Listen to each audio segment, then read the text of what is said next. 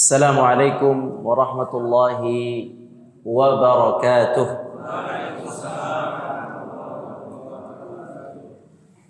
Alhamdulillahi rabbil alamin.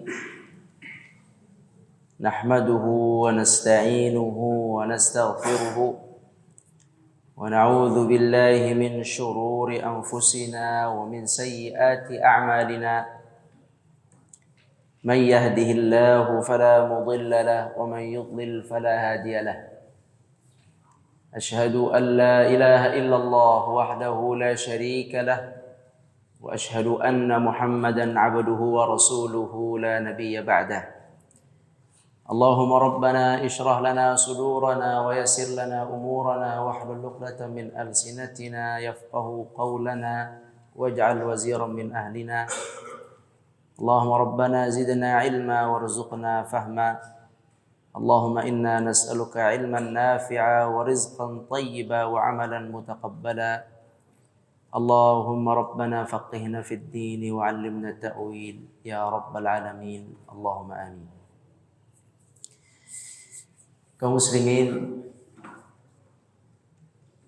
para jamaah salat subuh yang dimuliakan Allah Subhanahu wa taala, pengurus Masjid Al-Ikhwan yang dirahmati Allah Subhanahu wa ta'ala.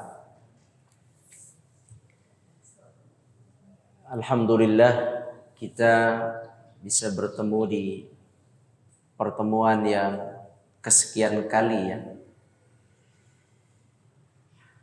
Berurut ini kata Pak Tri, berurut di sini.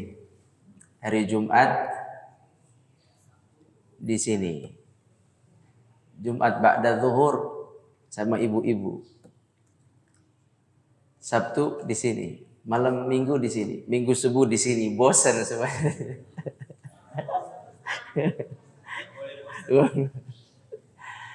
Aduh, subhanallah, ini qadarullah seperti kereta ini berurut. Habis ini ganti ustadznya, insyaallah selesai saya hari ini.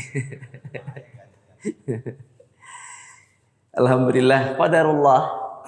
Kita bertemu berkali-kali pada pekan ini. Alhamdulillahirabbil alamin. Semoga menjadi pertemuan yang membawa kebaikan untuk kita semua. Allahumma amin. Selanjutnya, salawat dan salam kepada Nabi kita, Nabi besar Muhammad sallallahu alaihi wasallam. Bapak Ibu sekalian yang dirahmati Allah, insyaallah kita akan belajar sebuah tema, yaitu berlindung kepada Allah dari keburukan diri sendiri. Tema ini sudah kami sampaikan di pengajian Nurul Huda di Musalla ba'da salatil Jum'ah untuk ibu-ibu. Tapi untuk bapak-bapak belum. Jadi biar seimbang, biar ibu-ibunya mengetahui ada keburukan pada diri sendiri. Sekarang kita ajak bapak-bapaknya bahwa ada keburukan pada diri sendiri. Baik, kita akan memahami tema ini. Kita mulai dari hadis Nabi mengenai pembagian akhlak. Jadi Bapak Ibu sekalian dirahmati Allah, Allah Subhanahu wa taala itu menciptakan kita. Setelah menciptakan kita, memberikan kita rizki untuk kita hidup di atas muka bumi ini. Nah, rizki itu diberikan oleh Allah itu berbeda-beda antara seseorang dengan yang lainnya. Terkadang seorang manusia itu merasa hebat karena dia kaya raya. Dia bisa mendapatkan banyak rezeki, banyak harta. Dia merasa dirinya hebat. Padahal yang memberikan dia rizki itu atau membuat dia hebat itu sebenarnya Allah yang bikin. Allah yang menjadikan dia full skill sehingga dia bisa menghasilkan uang, rizki dari skill yang Allah berikan. Ada hadis, saya tulis ya, boleh ya? Kelihatan kan ya? Saya mulai dari hadis ini, nanti kita masuk ke pembahasan yang ada di slide. Ini slide-nya pakai yang ini ya, slide zaman dulu nih.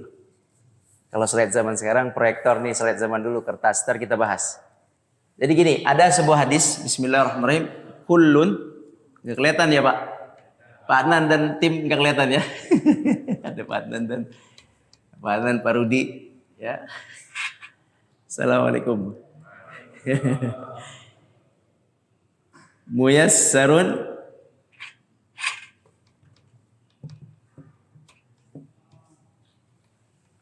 lima khuliqa lahu. Ini hadis Nabi. Kullun artinya setiap orang. Setiap. Muyassar itu artinya dimudahkan. Dimudahkan.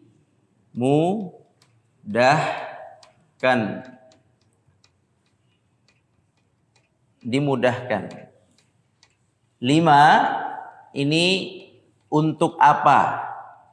Untuk apa? Untuk apa?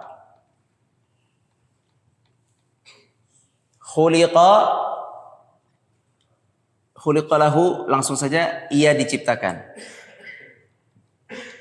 Diciptakan.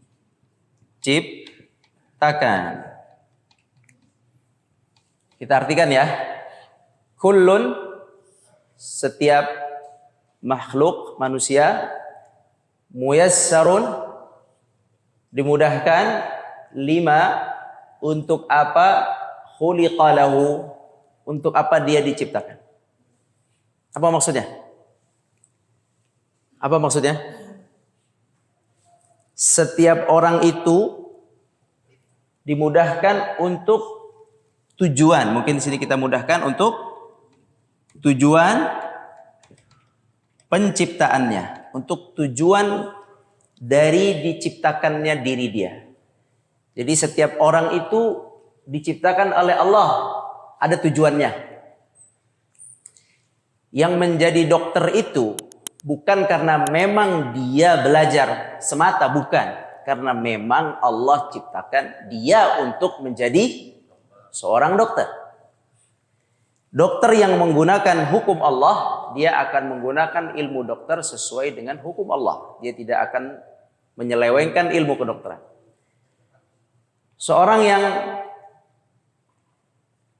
menjadi insinyur itu karena memang Allah memberikan dia ilmu keinsinyuran sehingga dia bisa jadi insinyur. Kullun muyassarun lima khuliqa lahu. Semua dimudahkan sesuai tujuan diciptakannya. Masing-masing melihat pada dirinya, saya posisinya di mana. Artinya semua settingan yang ada pada diri kita itu sudah dibuat oleh Allah sedemikian rupa. Ada peran manusia? Ada. Peran manusia ada. Tapi peran manusia itu tidak seberapa dibandingkan pemberian anugerah Allah Azza wa Jalla. Bisa difahami? Peran manusia ada enggak? Ada. Tapi tidak seberapa dibandingkan dengan settingan yang sudah Allah buat, Allah desain untuk dia menjadi seorang seperti itu. Al-Imam Syafi'i, Al-Imam Ahmad, para sahabat itu memang diciptakan oleh Allah untuk mendampingi Nabi SAW. Nabi Muhammad itu diciptakan oleh Allah untuk menjadi seorang Rasul dengan segala kesempurnaan sifatnya. Jadi Bapak Ibu sekalian, kita perlu fahami, ini pemahaman, understanding ya, pemahaman bahwasanya apa yang kita miliki ini pada dasarnya kalau ditarik dasar paling utama ini sebenarnya semuanya sudah diset oleh Allah Azza wa Jalla. Kita dimudahkan. Beda dimudahkan dengan dipaksa, Pak. Apa bedanya? Apa bedanya dipaksa dengan dimudahkan? Ada peran kita, ada peran manusia, dimudahkan, dipaksa. Kalau dipaksa, ada peran kita? Nggak ada. Kalau dimudahkan, ada peran manusia? Ada, dimudahkan. Memang diberikan kepandaian, kecerdikan untuk bisa menjadi seperti itu. Nah, termasuk pemberian Allah itu, maaf, kita ulangi, kecerdikan, kepandaian, keahlian itu diberikan oleh Allah untuk mendatangkan apa? Rizki. Karena kalau dia tidak diberikan kecerdikan, ya gimana? Ya kan? Yang satu dia tidak pinter, dijelasin 10 kali, nggak paham-paham, Pak. Ya, udah dikasih kertasnya hilang. Jadi tidak paham-paham. Ini yang membentuk seperti ini siapa? Allah. Sehingga akhirnya istilahnya kalau dia jual jasa, jasanya kurang laku lah istilahnya. Yang satu cerdik, pandai, hebat dalam melakukan sebuah pekerjaan sehingga kalau dia jual jasa, lakulah jasanya itu. Siapa yang membuat itu semua? Allah. Sehingga terbukalah pintu rizki di hadapan dia. Itu Allah. Ya, jangan selalu mengatakan ana, ini saya. Naam, kita tidak pungkiri Nabi mengatakan apa? Apa bahasa Arabnya? Muyassar. Kita tidak pungkiri bahwa Nabi menyatakan muyassar. Apa tadi muyassar? Berarti kita tidak pungkiri ada peran di bapak dan di ibu dalam mencapai kesuksesan rizki itu. Tapi ingat, muyassar ini diberikan oleh Allah sejak awal Allah akan ciptakan fulan. Oke, fulan akan saya ciptakan untuk ini, maka dimudahkan urusannya untuk ini. Sehingga dapatlah dia rizki. Nah, di hadis ini menjelaskan hadis pertama, Allah Azza wa Jalla tidak membagi-bagi skill, yang dimana skill itu sumber rizki, tidak membagi-bagi keahlian dan rizki saja, tetapi Allah juga membagi-bagi akhlak. Hati-hati ini.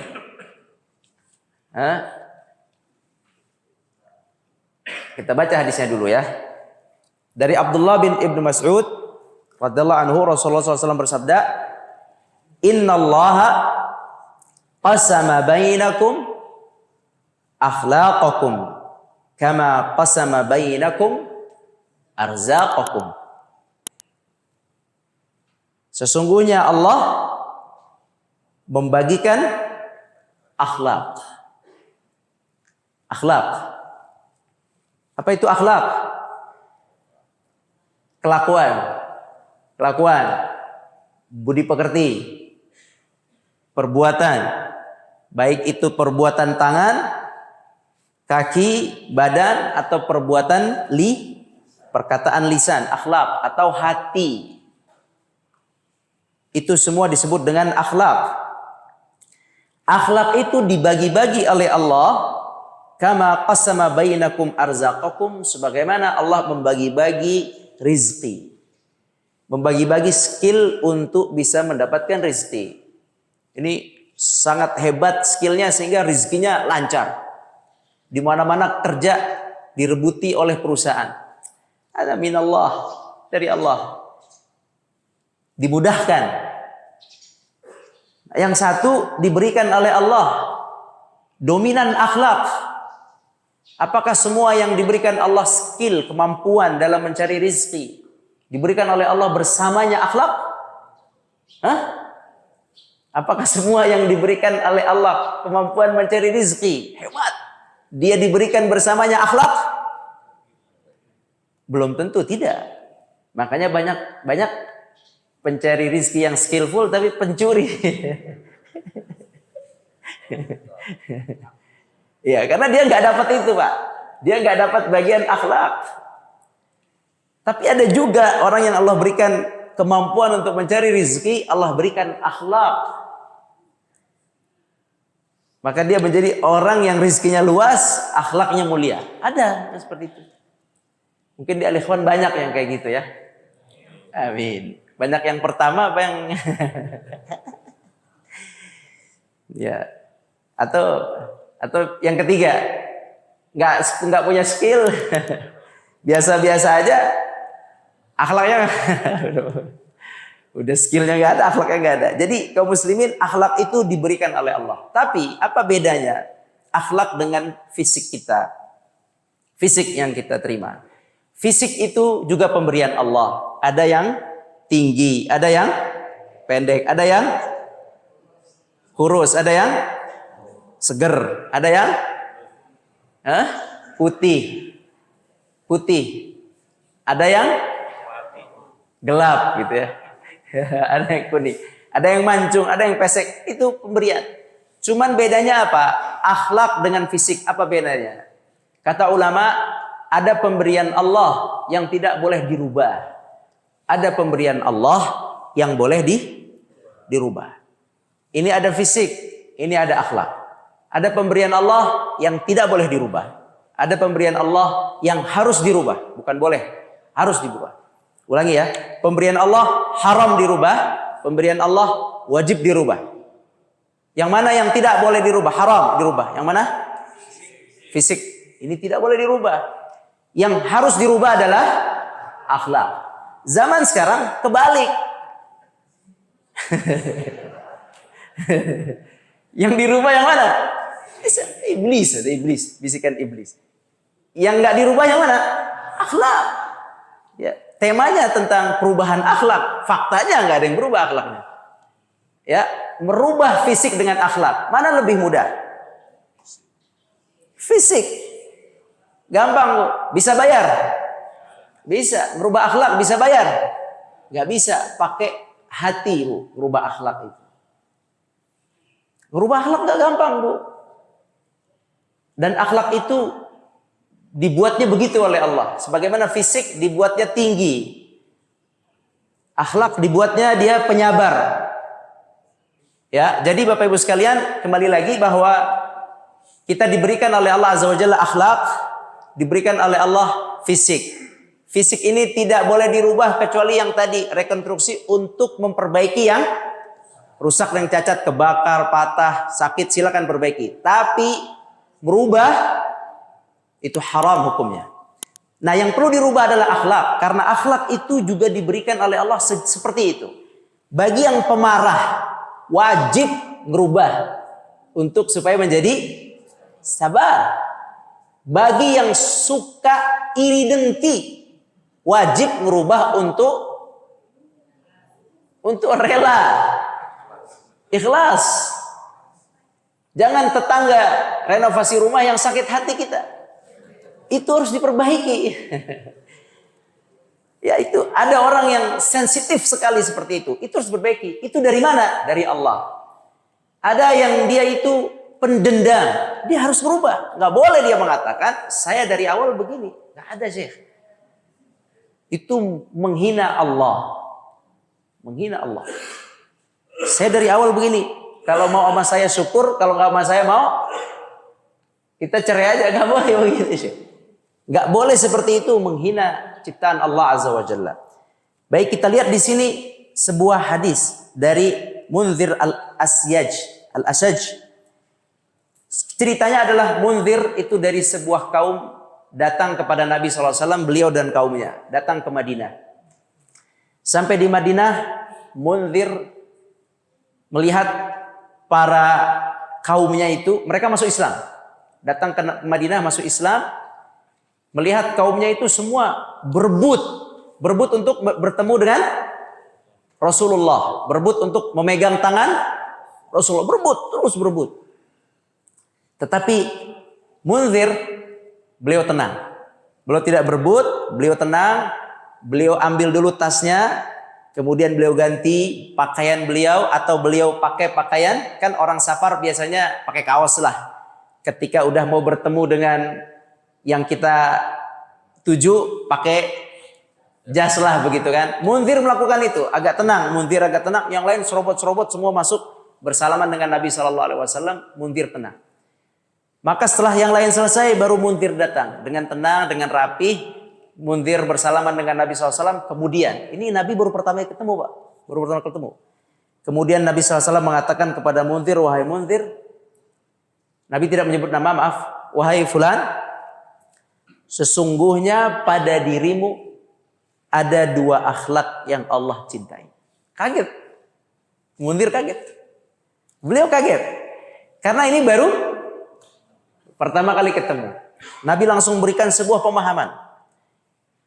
Kamu memiliki 2 sifat yang Allah cintai. Sebelumnya dia nggak sadar dia punya sifat itu. Yang Allah cintai. Yaitu 2 sifat. Sifat yang pertama, kamu tuh sabar, tenang, dan kamu tuh tidak tergesa-gesa. Masya Allah ya. 2 sifat yang dicintai Allah. Kemudian Munzir berkata, wahai Rasulullah. Kata Munzir, pertanyaannya pas sekali untuk kita. Pertanyaan Munzir, apakah itu upaya dariku atau Allah menciptakanku seperti itu? Itu pertanyaannya cerdas ya. Alhamdulillah pertanyaannya sangat cerdas. Pertanyaannya, apakah itu aku yang berusaha menjadi seperti itu atau memang Allah menciptakan aku? Pakai yang ini. Allah menciptakan aku sedemikian rupa, aku sabar, tidak tergesa-gesa. Apa jawaban Nabi SAW? Rasul menjawab, Allah lah yang menciptakanmu dengan 2 sifat itu. Nah, jadi apa maknanya? Sifat yang baik, sabar dan tidak tergesa-gesa yang dimiliki Munzir itu berarti dimiliki oleh beliau, yakni diciptakan oleh Allah Subhanahu wa taala. Jadi akhlak itu Bapak Ibu sekalian, itu diberikan oleh Allah. Makanya jangan sekedar minta rizki terus. Perlu minta akhlak yang baik. Dan begini Pak, sejatinya setiap orang itu tahu di mana akhlak lemahnya. Ada nggak di sini yang nggak punya akhlak buruk? Ada nggak? Coba angkat tangan. Ada nggak? Ini orang soleh semua nih. Sholat subuh ngaji. Ada nggak yang nggak punya akhlak buruk? Udah ngaji subuh, udah sholat subuh, udah datang sebelum subuh. Udah. Ada nggak yang nggak punya akhlak buruk? Mustahil. Pasti ada Pak. Berapa persennya Bapak yang tahu? Banyakkan sifat buruknya apa sifat baiknya, itu semua masing-masing kita yang tahu. Diri sendiri yang tahu. Ketika kita tahu saya lemahnya di sini, saya buruknya di sini, disitulah saya minta berlindung kepada Allah. Ya Allah, tolong sifat buruk ini jangan muncul di diriku. Gitu Pak. Kita minta di situ, di sifat yang buruk itu. Manusia yang paling mengerikan adalah yang tidak sadar dia punya sifat buruk. Ya. Kenapa kita perlu berlindung dari sifat buruk kita? Karena nggak mungkin kita nggak punya sifat buruk. Bapak pernah nggak ngedengar ada ustadz sama ustadz berantem? Sering. Sering. Tahu nggak kenapa berantem? Apakah ustadz itu tidak mengerti hukum? Tidak mengerti ukhuwah? Apakah dia tidak mengerti bahwa syaitanlah yang memberikan pertengkaran antara manusia? Ngerti nggak? Hah? Ngerti. Terus masalahnya di mana? Ngapain berantem? Watak Pak. Watak itu. Hati-hati, ustadz itu punya watak. Jadi jangan terlalu husnuzon sama saya. Ya. Ustadz Rahmat kok gitu? Manusia aneh. Kayak anak nggak boleh keluar lari-lari gitu. Ustadz pakaiannya gitu. Saya manusia juga. Mau lari juga kan gitu. Istilahnya gitu ya. Ya. Ustadz tuh nggak pakai peci. Saya juga manusia. Panas juga pakai peci terus-terusan kan gitu. Kalau lagi ini pakai peci. Kalau lagi jalannya kok. Gitu ya kan. Jadi apa sih namanya ya? Bahwa ustadz dan seluruhnya itu punya watak bawaan. Punya watak bawaan. Abu Bakar, apa watak beliau? Abu Bakar As-Siddiq, Abu Bakar. Keras atau lembut? Lembut. Keras Abu Bakar. Beliau lembut tapi pernah tegas. Beliau pernah tegas ketika perang ya. Perang lawan orang munafikin. Beliau lembut, selembut-lembutnya. Kemudian Abu Umar, apa sifatnya? Keras, sekeras-kerasnya Umar. Tapi dua-duanya bisa jadi khalifah, coba bayangin. Gimana tuh? Hah? Ini pemimpin ini terlalu keras. Gak apa-apa Pak. Kalau dia diwarnai dengan hukum Allah, gak apa-apa. Ini pemimpin ini terlalu lemah. Gak apa-apa. Kalau dia diwarnai dengan hukum Allah. Dia punya basic pengetahuan tentang hukum Allah. Gak apa-apa. Ana yakin gak apa-apa. Yang penting dia punya kuat hubungan basic dengan Allah. Wallahi gak apa-apa. Menurut ana, gak tahu yang ahli manajemen. Menurut ana gak apa-apa. Ya, tinggal diajarin. Gimana didoain biar dia bisa diberikan ilmu lainnya. Karena Abu Bakar itu punya sifat beda sekali dengan Umar. 360 derajat bedanya. Balik lagi ya. Iya balik lagi. 180. Ya. Kemudian Utsman pemalu dan juga beliau pemaaf juga. Kemudian Ali tegas, pemberani. Utsman dekat dengan sifat Abu Bakar, Ali dekat dengan sifat Umar. Sifatnya beda-beda, tapi derajatnya Ali di bawah Umar dalam segi ketegasan. Tapi bisakah mereka memimpin semua? Bisa. Karena kenapa? Karena mereka mencoba untuk menyesuaikan akhlak ini, sifat-sifat yang Allah berikan ini disesuaikan untuk keperluan sesuai yang Allah inginkan. Sifat ini dipakai sesuai dengan yang Allah inginkan. Siapa di sini yang sifatnya pemarah? Umar, nggak ada. Gunakan untuk marah kepada orang yang berzina, gitu. Gunakan untuk marah kepada orang yang zalim. Gunakan, jangan marahin orang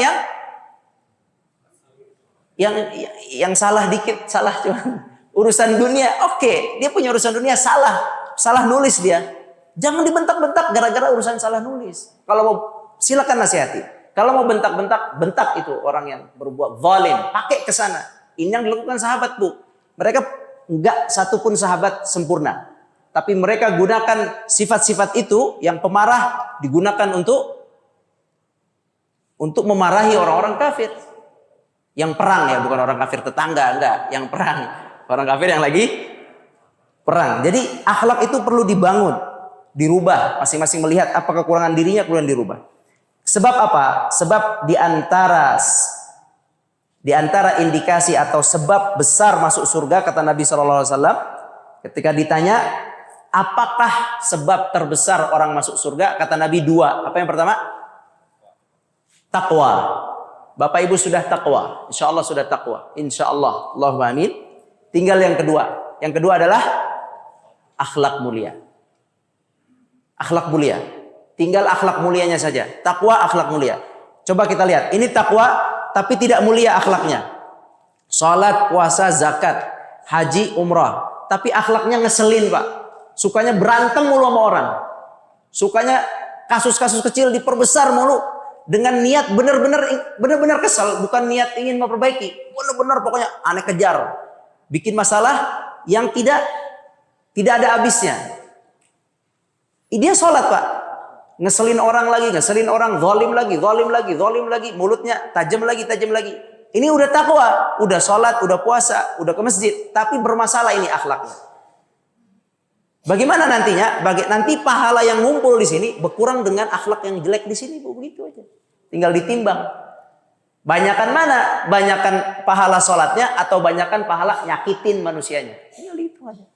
Jadi kalau mau seimbang, yaitu takwa hubungan kepada Allah dengan baik, kemudian perbaiki akhlak kita kepada manusia. Dengan apa? Ya dengan berusaha merubah akhlak kita. Kemudian Nabi SAW meminta akhlak yang terbaik. Mari kita baca nih doa Nabi. Ini doa iftitah. Ini doa apa? Iftitah, tapi boleh dibaca di luar sholat. Kata Ali saat mulai sholat, Nabi membaca wahdini li ahsanil akhlaq. Wahdini atau Allahumma hdini boleh. Kita ganti Allahumma ya. 1, 2, 3 kita baca Allahumma hdini li ahsanil akhlaq. La yahdi li ahsaniha illa anta wasrif anni sayyi'aha la yasrifu anni sayyi'aha illa ant. Ya Allah, bimbing aku kepada akhlak yang terbaik. Sambil kita niatkan doa ya, kita baca sambil kita niatkan doa. Ya Allah, bimbing aku kepada akhlak yang terbaik. Sungguh tiada yang membimbingku kepadanya kecuali Engkau. Jauhkan aku dari keburukan akhlak, karena tiada yang menjauhkan aku darinya kecuali Engkau. Kemudian Nabi rutin berlindung pagi petang dari keburukan diri, yaitu Nabi bersabda dalam Sayyid Istighfar, Pak, Allahumma anta Rabbi la ilaha illa anta khalaqtani wa ana abduka wa ana ala ahdika wa wa'dika mastata'tu a'udzu bika min syarri ma sana'tu. Aku berlindung dari keburukan yang aku perbuat. Nabi berlindung, nabi berlindung, kaum muslimin. Nabi minta akhlak. Berapa persen Allah ciptakan akhlak pada Nabi? Berapa persen kebaikan akhlak pada Nabi? Full. Tapi Nabi mengajarkan mintalah akhlak. Tapi Nabi mengajarkan berlindunglah dari keburukan akhlak. Ada keburukan Nabi? Gak ada, Pak. Siapa saksi terbesar untuk kita dengar keburukan Nabi? Tidak ada. Banyak sahabat, tapi kita dengar dari yang dalam rumah. Siapa yang serumah sama Nabi? Istrinya. Siapa istri yang paling banyak berbicara tentang hadis? Aisyah. Kita dengar kata Aisyah. Di rumah, kata Aisyah, makanan nabiyyu fahishan mutafahishan. Nabi tidak pernah berkata kotor, keji, berkata yang menyakiti hati sedikit pun, sedikit. Ada nggak Bu suaminya kayak gitu? Saya juga nggak kayak gitu.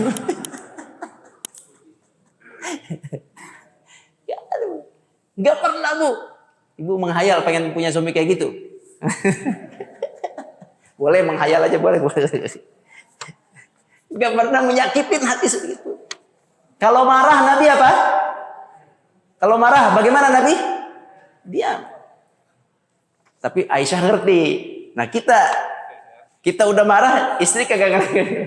Udah diam kagak ngerti-ngerti ya. Istri udah diam lagi marah, suami kagak ngerti-ngerti juga ya. Beda lah ya. Tapi balik lagi kita berlindung dari keburukan diri sendiri. Kemudian yang kelima, Nabi juga berlindung dari keburukan diri, yaitu a'udzubika min syarri nafsi wa min syarri syaitani wa syirki. Ini juga ada di zikir pagi. Kemudian saat khutbah Nabi berlindung, na'udzubillahi min syururi anfusina wa min sayyiati a'malina. Kami berlindung kepadamu dari keburukan diri kami dan keburukan perbuatan kami. Yang ketujuh, Nabi juga mengajarkan sahabat untuk berlindung dari sumber-sumber keburukan, yaitu kita baca Allahumma inni a'udzubika min syarri sam'i wa min syarri basari wa min syarri lisani wa min syarri qalbi wa min syarri maniyyi. Ya Allah, aku berlindung kepadamu dari keburukan pendengaranku. Min syarri sam'i, keburukan pendengaranku. Wa min syarri basari, dan dari keburukan pandanganku. Wa min syarri lisani, keburukan lisanku. Wa min syarri qalbi, keburukan hatiku. Wa min syarri maniyyi, dari keburukan maniku. Nauzubillahi min dzalik. Ini diajarkan Nabi SAW ya, supaya kita tidak telinga, mata, lisan, hati ini buruk. Kita berlindung pada Allah supaya mudah masuk surga. Biar tidak terlalu bangga dengan sholat puasa itu bagus, tapi ada akhlak menjadi poin penting dalam masuk dalam surga. Wallahu a'lam.